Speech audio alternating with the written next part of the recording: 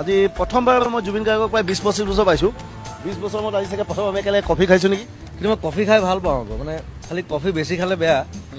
মানে কি কেফেইন থাকে কাৰণে বেছি খাবলৈ নকয় মানে একাপ বা দুকাপ মই কিন্তু চাহতকৈ কফিটো প্ৰিফাৰ কৰোঁ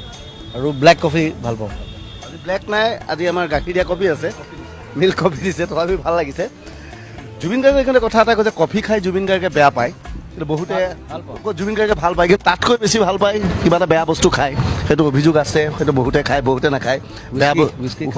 ভাল পায় কিন্তু কোৱাটো টিভি আছে কোৱাটো ভাল নে বেয়া নাজানো আমি যিহেতু অনানুষ্ঠানিক কথা বতৰা পাতিছোঁ কৈছোঁ আৰু নাই মই মিছা কথা নকওঁ সেইকাৰণে মই যিটো কৰোঁ সেইটো মই খোলাকৈ কওঁ কেতিয়াবা সেইটো সীমা চেৰাই যোৱা নাই নে জুবিন কেতিয়াবা যায় আৰু হুইস্কি বা মদ বস্তুটোৱে সেইটো তাৰমানে কি মই মদ কিন্তু বহুত দেৰিকৈ খাইছোঁ মই ডিগ্ৰী ছেকেণ্ড ইয়েৰ মানত প্ৰথম অকণমান খাই চাইছিলোঁ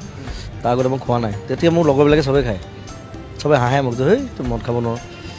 মই বোলো মই প্ৰথম কথা হ'ল মই এফৰ্ড কৰিব নোৱাৰোঁ তেতিয়া মোৰ পইচা নাই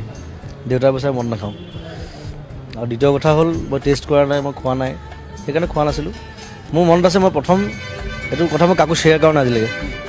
প্ৰথম মই হুইস্কি খাইছোঁ বি বৰুৱাত পৰা যিদিনা মই গ'ল্ড মেডেল জিকিছিলোঁ ডিগ্ৰী ছেকেণ্ড ইয়েৰ ইউথ ফেষ্টিভেলত ইউনিভাৰ্চিটিৰ পৰা আমি ফাৰ্ষ্ট হৈছিলোঁ কটন ছেকেণ্ড হৈছিলে সেইবাৰ চব বিৰাট হুলস্থুল আৰু মই ৱেষ্টাৰ্ণ চলত গ'ল্ড পালোঁ মোক তেতিয়া বেছিভাগে চিনি নাপায় কাৰণ মই ক্লাছ নকৰোঁ বেছিকৈ সেই সময়ত জুবিন গাৰ্গ নিশ্চয় মনত আছিল আমি কিন্তু চিনাকি আছিলোঁ আমি আছিলোঁ আমি তেতিয়া একেলগে থাকোঁ মাজে মাজে একেলগে থাকোঁ চব মোক লৈ আহিলে বি বৰুৱা কলেজলৈ ৰাতি আহি তাত মোৰ লগৰবোৰে পাৰ্টি কৰিছে হুইস্কি উলিয়াইছে তেতিয়া মই সিদিনা মোক ক'লে তই কেপেক খা আজি গ'ল্ড মেডেল পাইছ তই মই সিদিনা ফাৰ্ষ্ট মুখত দিছোঁ তাৰপিছত লাহে লাহে খালোঁ আৰু এতিয়া খালি মই কণ্ট্ৰল কৰিবলৈ চেষ্টা কৰোঁ এনেকুৱা কিন্তু কেতিয়াবা বাঢ়ি যায় এনেকুৱা দুটা ঘটনা আছে যে দুটা মানে সমান্তৰাল ঘটনা যে ইউনিভাৰ্চিটিত জুবিন গাৰ্গে গ'ল্ড মেডেল পাইছিল সেইখন আমাৰো মনত আছিল ইউনিভাৰ্চিটিত গান গাই কুৱেশ্যনত গ'ল্ড মেডেল পালে সেইদিনাই মদো খাবলৈ জুবিনে শিকিলে এটা ভাল হ'ল যে গ'ল্ড মেডেল পোৱাৰ এটা নতুন অনুপ্ৰেৰণা হ'ল জুবিন মঞ্চলৈ আহিব শিল্পী হ'ব আৰু ইয়াৰ লগে লগে অৰ্থাৎ জুবিন শিল্পী হোৱা আৰু জুবিন মদ খোৱা প্ৰায় একে সময়তে একেদিনাই আৰম্ভ হোৱাৰ নিচিনা নোহোৱা নহয়নে তেনেকুৱা হয় কথাটো কিন্তু মই এটা কথা কওঁ খালি মদটো মানুহে মানে কি মানে বেয়া বুলি ভাবে